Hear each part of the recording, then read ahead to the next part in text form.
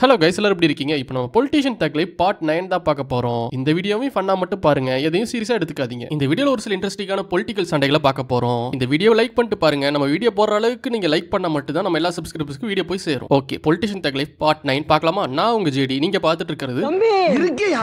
Lorry போயிடுச்சா? போவோமா? எப்பவும் அரசியல் கட்சிகள்லாம் எலெக்ஷனுக்கு ஒரு 3 மாசத்துக்கு முன்னாடி பிரச்சாரத்தை ஆரம்பிப்பாங்க. ஆனா இந்த வருஷம் கிட்டத்தட்ட 6-8 மாசத்துக்கு முன்னாடி டிஎம்கே ஆரம்பிச்சிட்டாங்க, ஏடிஎம்கேவும் ஆரம்பிச்சிட்டாங்க. அதுலயும் டிஎம்கேலாம் ரொம்ப ஃபயரா போயிட்டு இருக்காங்க.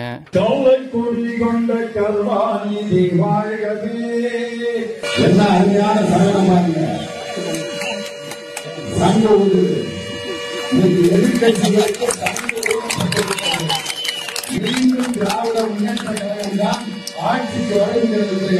இன்னைக்கு ஒடுக்கத்தூர்ல ஊதப்பட்ட சங்கி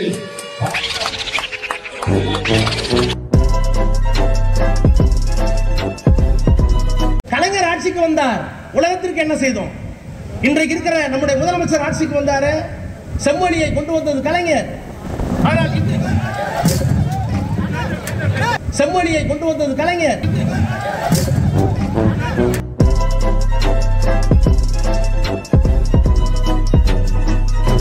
ஐயோ, இதுகளும் சரி பண்ணுதே. எலெக்ஷன் பிரச்சாரத்தை முன்னாடியே ஆரம்பிச்சு நமக்கு நல்ல என்டர்டைன்மெண்டா இருக்காங்க. உங்க வீட்டு சண்டையா எங்க வீட்டு சண்டையா இல்ல, அப்படி ஒரு சண்டையா இருக்கு. ஆனா பார்க்க நமக்கு நல்லா இருக்கு.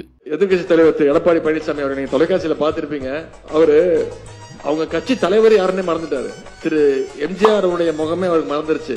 சிலையை திறந்து வச்சுட்டு கூட்டத்துல பேசுறாரு. பேருங்க அண்ணா சிலையை திறந்து வச்சுட்டேன். கீழே இருக்கவங்க தான் அண்ணா என்ன அது அவர் இல்லண்ணே. ஐயோ, திரும்பி பார்த்துட்டு சாரி இது வந்து இவரு எம்ஜிஆர் தானே இவரு. வேறு அண்ணா அவருடைய சிலைக்கு மாலை அணிவிக்க வேண்டும் என்று எம்ஜிஆர் சிலைக்கு கண்ணதாசா சேசுதாசா. ஐயோ பாவம், அவரே கன்ஃபியூஸ் ஆயிட்டார். கட்சியை மறந்துட்டாருன்னு பார்த்தா கட்சி தலைவரையும் மறந்துட்டாரு. ஏன்னா இப்ப அவருக்கு தெரியறதெல்லாம் வெறும் அமித்ஷா முகம் மட்டும்தான். எம்ஜிஆரை பார்த்தா கூட அவருக்கு அமித்ஷா முகம் தான் ஞாபகத்துக்கு வரும். அப்படி ட்ரெயின் பண்ணி வச்சிருக்காங்க பிஜேபி. நல்லா சிந்திச்சு பாருங்க. அண்ணன் கூட இருந்தார் 2001 பாரதிய ஜனதா திமுக கூட்டணி வச்சாங்களா இல்லையா? ஏன்னா நீங்க போட்டிட்டீங்களா இல்லையா? அன்னைக்கு அப்படியே தான் இருக்கிறாங்க. ஆனா அவர்கள்லாம் கூட்டணி வச்சா நல்லது, நாங்க கூட்டணி வச்சா மதவாத கட்சி. கேவலமா இல்ல? நீ கேட்ட ஒவ்வொரு கேள்வி என்ன செருப்பால் அடிச்ச மாதிரி இருக்குடா. அவர்கள்லாம் கூட்டணி வச்சா நல்லது, நாங்க கூட்டணி வச்சா மதவாத கட்சி. கேவலமா இல்ல? எல்லாருமே திருடங்கதான். பிரச்சாரத்துல 2 பேரும் ஒருத்தருக்கு ஒருத்தர் குறைஞ்சவங்க இல்லங்கிற மாதிரி ஈக்குவலா டஃப் கொடுக்குறாங்க. உங்களுக்கு தெரியும், இப்ப எடப்பாடி பழனிசாமி டெய்லி டூர் போறாரு. அந்த சுந்தரா டிராவல்ஸ் பஸ்ல டெய்லி டூர் போயிட்டு இருக்காரு. போகும்போது எங்கேயாவது இறங்கி இது என்னதுன்னு கேட்கிறாரு. கடைக்காரர் சொல்றாரு இது புலின்றார். புலின்னா என்ன புலின்றார்? கொட்டை புலிங்கன்றார். நல்ல வேலை அவர் கேட்கல, கொட்டை எடுத்ததா கொட்டை எடுக்காததான். Are you serious right now, bro? இந்த கேள்வி பேசுறாங்க.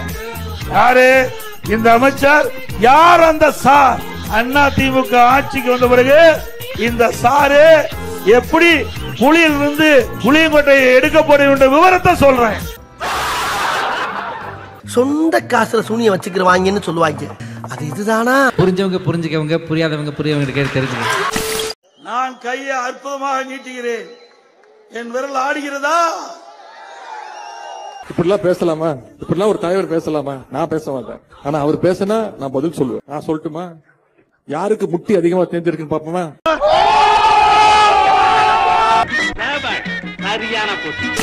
எடப்பாடி பழனிசாமி அவர்கள் முதலமைச்சர் நேற்றுக்கு அறிக்கை விட்டிருக்கிறார். ஸ்டாலின் அரசியல் செய்கிறார், திமுக அரசியல் செய்கிறது. எதிர்கட்சி அரசியல் செய்யாமல் அவியலா செஞ்சுக்கிட்டு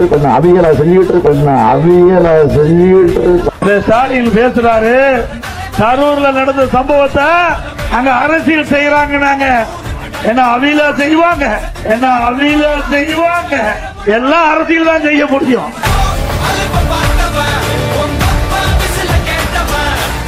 எலெக்ஷன் வர இன்னும் 4-5 மாசம் இருக்கு. இப்பவே இவ்வளவு நடக்குதுன்னா இன்னும் 4 மாசத்துல என்னெல்லாம் நடக்கும்? இனி 4 மாசமும் மக்களுக்கு ஒரே குஜாலு தான். இவ்வளவுதான் நினைச்சீங்கன்னா இது இன்னும் முடியல, இன்னும் இருக்கு. என்னுடைய இனிய சகோதரர், அருமை சகோதரர், பாசமிகு சகோதரர், ஆற்றல் மிகு சகோதரர், செயல் வீரர் செந்தில் பாலாஜி அவர்களே, பொதுக்கூட்டம்னு சொல்லிட்டு மாபெரும் எழுச்சி மாநாட்டையே இங்க ஏற்பாடு செஞ்சிருக்கிறார் செயல் வீரர் செந்தில் பாலாஜி அவர்கள். நாம கோடு போட சொன்னா ரோடு போடுவார். மேற்கு மண்டலத்தில் எதிரிகளுக்கெல்லாம் ஒரு சிம்ம சொப்பனமாக இருக்கக்கூடியவர் தான் நம்முடைய செந்தில் பாலாஜி அவர்கள். அதனாலதான் அவர் வெளியில இருந்தா தங்களால் நிம்மதியா தூங்க முடியாதுன்னு அவரை முடக்க பார்த்தாங்க. ஆனா அவரை முடக்க முடியுமா? அதே கரூர்ல 30 விழா நடந்த பொதுக்கூட்டில் அவர் கலந்துக்கிறார். அங்க என்ன பேசுறாரு திரு செந்தில் பாலாஜி அவர்கள்? ரோடு போட்டா ரோடு போட்டுருங்கிறார். இப்போ செந்தில் பாலாஜி அதே கரூர்ல எப்படி பேசினார் என்பதை நாட்டு மக்கள் பத்திரிகையின் வாயிலாக ஊடகத்தின் வாயிலாக தெரிந்து கொள்ள வேண்டும். அவரை பத்தி சொல்ல வேண்டிய அவசியமே இல்லை.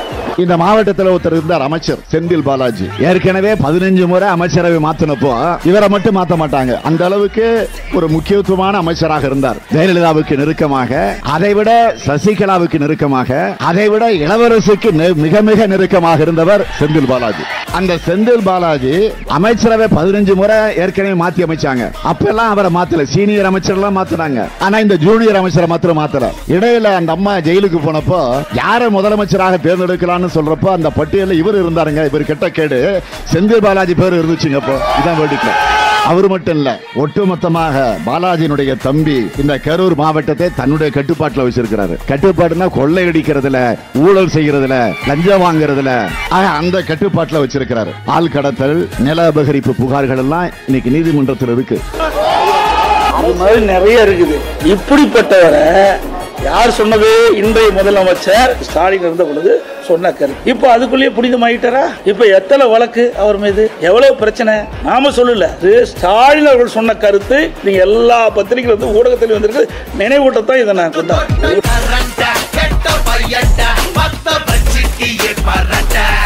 பெரிய ராஜதந்திரி பாணி. இப்பதான் முதல் தக்லீஃப் முடிச்சு ரெண்டாவது தக்லீஃபே போறோம். அடுத்த தக்லீஃப் பார்க்கறதுக்கு முன்னாடி இந்த வீடியோக்கு ஒரு லைக் போட்டுட்டு அப்படியே அந்த ஹைப்பையும் போட்டு விட்டுருங்க. நம்ம எல்லா சப்ஸ்கிரைபுக்கும் போய் சேர்த்து இந்த வீடியோ. நம்ம சிஎம் அப்பப்ப வேற லெவல் ஸ்பீச் எல்லாம் கொடுக்கறாரு. அதெல்லாம் இம்ப்ளிமெண்ட் பண்ணா இன்னும் வேற லெவல்ல இருக்கும். இன்னைக்கு சயின்ஸ் எவ்வளவோ வளர்ந்துருச்சு.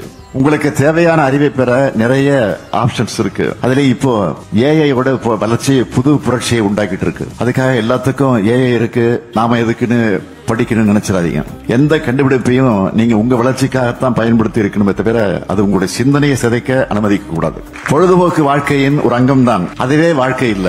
படிக்கிறதோட நல்ல விளையாடுங்க, உடல் நலையும் பார்த்துக்க வேண்டும். தமிழ்நாட்டில் உலக கல்வியை, உயர்கல்வியை மேம்படுத்த, உலக அளவில் மேம்படுத்த துணைவேந்தர்கள், பதிவாளர்கள் கலந்து கொண்ட கூட்டத்தை சில நாட்களுக்கு முன்னாடி தலைமைச் செயலகத்தில் நடத்தின. அதுல நான் வலியுறுத்தி பேசியது என்னவென்றால், உலகத்தர வாய்ந்த கல்வியை வழங்கணும். உலகத்தில் இருக்கிற பல நாடுகள் இருந்தும் நம்முடைய பல்கலைக்கழகங்கள கல்வி கற்க மாணவர்கள் வரணும். அதுக்கான பிளான ரெடி பண்ணுங்கன்னு சொல்லி இருக்கேன். கல்வி நிலையங்கள்ல சயின்டிபிக் கருத்துக்கள் மட்டுமே கற்பிக்கப்படணும். பகுத்தறிவுக்கு எதிரான முட்டாள்தனமான கட்டுக்கதைகளை, மூட நம்பிக்கைகளை பரப்புற இடமா பள்ளிகள், கல்விகள், பல்கலைக்கழகங்கள் ஒருபோதும் இருக்கக்கூடாது. ரெண்டே தான் இருக்கணும்.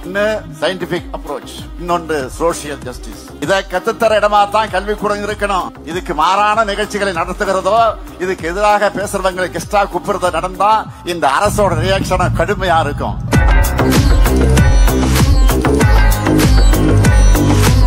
இப்படி சுத்தும் போது நீ இப்படி சுத்தணும், நான் இப்படி சுத்தும் போது நீ அப்படி சுத்தணும். ஏன்னா இவன் பூசன மாதிரி இருக்கணும், பூசாத மாதிரி இருக்கணும். சூப்பர் ஸ்டார் பாலிடிக்ஸ்ல இருந்து விலகுனதுதான் விலகுனாரு. விலகிட்டேங்கிற சந்தோஷத்துல மனுஷன் எல்லாத்தையும் கலாய்ச்சிட்டு இருக்காரு. நம்ம சூப்பர் ஸ்டாருக்கு சடனா எங்கேயாச்சும் பிரஸ் மீட் வச்சாதான் மனுஷன் திக்குவாரு, ஏதோ ஒன்று பேசுவாரு.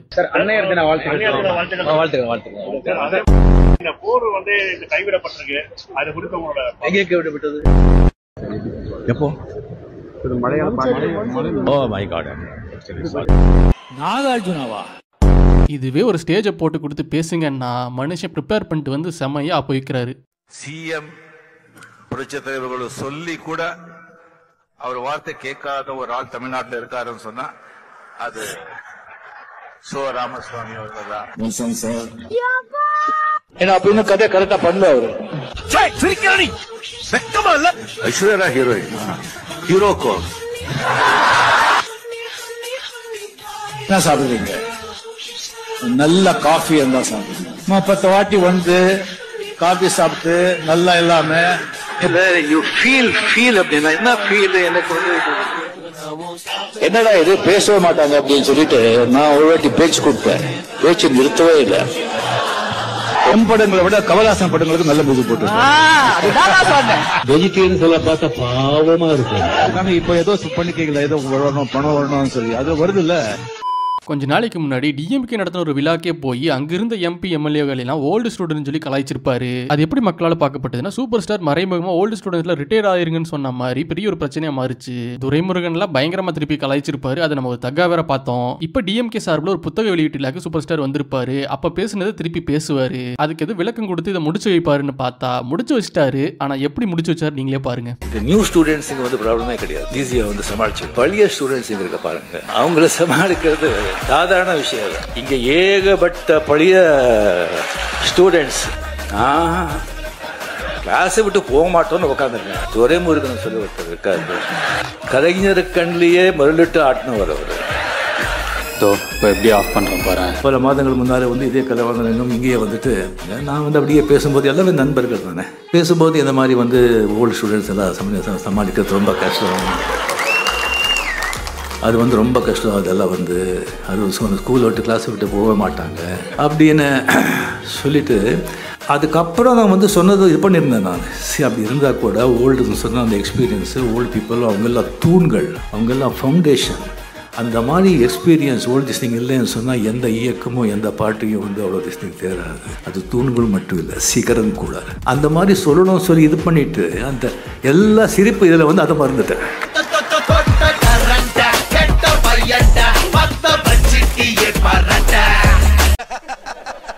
நக்கல்யா அவனுக்கு.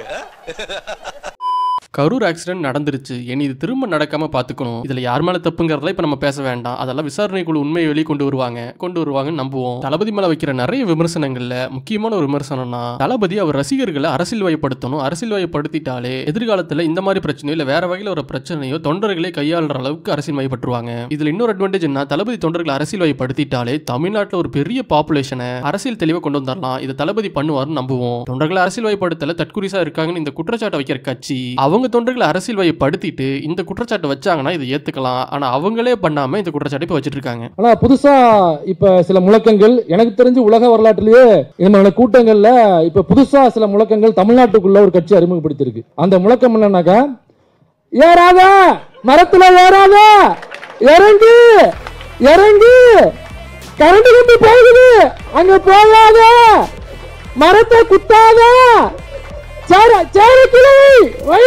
இது போன்ற முழக்கங்கள் தமிழ்நாடு முழுக்க புதுசா ஏதாவது வேணும் இல்லைங்களா? அப்ப ஒரு மாற்றம் வேணும்ல, அதான் முழக்கத்தையும் ஒரு மாற்றமா கொடுத்துட்டாங்க. என்னங்க தயவு செய்து இறங்குங்க, தயவு செய்து இறங்குங்க, இறங்குங்க தம்பி. இந்த பாருங்க மேலே ஏற தம்பி, தயசி இறங்குங்க, தயசி இறங்க, அது உளுந்துடக்கூடாது. மாற்றம் வேணும்ல, அதான் முழக்கத்தையும் ஒரு மாற்றமா கொடுத்துட்டாங்க.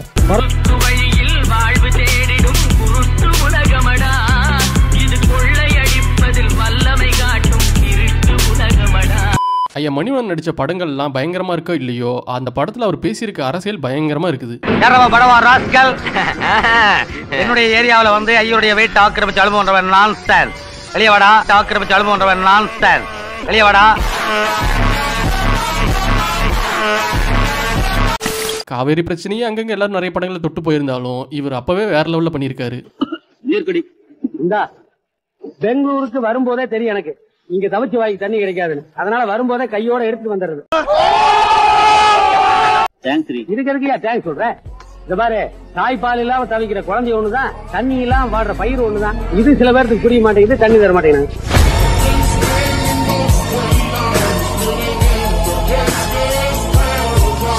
இந்த மாதிரி படங்கள்ல இதெல்லாம் ஏதோ காமெடி நம்ம நினைச்சிட்டு இருப்போம், ஆனா அதுல டீப்பா இருக்க அரசியல் பயங்கரமா இருக்குது. வெள்ள வேட்டி வெள்ள சட்டையோட நம்ம தமிழ்நாட்டுக்குள்ள ஒரு கொலகார சுத்திட்டு இருக்கானாம. ஒரு கொலகாரனா 234 கொலகாரன் இருக்கிறானுங்க, 30 பேர் வடக்கு வேற போயிருக்கிறானுங்க. சோ ஐயா மணிவண்ணன், கவுண்டமணி, சத்யராஜ் இவங்க மூவில பேசியிருக்க அரசியலுக்கு நம்ம ஒரு தனி வீடியோ போலாமான்னு சொல்லி கமெண்ட் பண்ணுங்க. தனி வீடியோனா யாருமே கவனிக்காத அவங்க பேசியிருக்க அரசியலை நம்ம அதுல ஒரு வீடியோவா எடுத்து போலாமான்னு சொல்லி கமெண்ட் பண்ணுங்க. அவன் பொருள் எடுத்து அவனே போடணுங்கிறதுக்கு இந்த நாம் தமிழர் கட்சிக்காரர்கள் பண்ணதுதான் எக்ஸாம்பிள். நாம் தமிழர் கட்சியை பொறுத்த ஒரு ரசிகர் மன்ற கட்சி, அவ்வளவுதான். ஏதோ ஒரு என்டர்டைன்மெண்ட். ஒரு 7% ஓட் வாங்கினாங்க. 7% தமிழ்நாட்டுல அதுல ஒரு காமெடி ரோல், ஒரு என்டர்டைன்மெண்ட் ரோல். அதுல அந்த விஜயலட்சுமி, ராஜலட்சுமி அல்லது இவங்க எல்லாம் வருவாங்க. போக்குல வந்துட்டு ரசிகர் மன்ற கட்சி அப்படிங்கிற மாதிரி சொல்லிட்டு போனாரு. ரசிகர் மன்றம்னா என்ன தெரியும், ஏன் எதுக்குன்னு எல்லாம் கேள்வி கேட்காது. அவரோட பையன் இவர்தான் அப்படின்னு கை காமிச்சா போதும், உடனே காலில் விழுந்து கும்பிட்டுரும். அதுக்கு பேர் தான் ரசிகர் மன்ற மனப்பான்மை. கருத்தியல் ரீதியாக இங்க கொண்டு வந்து மேடைதோறும் பேசி தன்னுடைய கருத்தை கொண்டு சேர்த்து மக்களை தன்பால் ஈர்த்தவர இவர் ரசிகர் மன்ற கட்சின்னு சொல்லிட்டு போறாருனாக்க, நயன்தாரா கூட டான்ஸ் ஆடிட்டு வந்து நிக்கக்கூடிய உதயநிதி ஸ்டாலின் என்னன்னு சொல்லுது.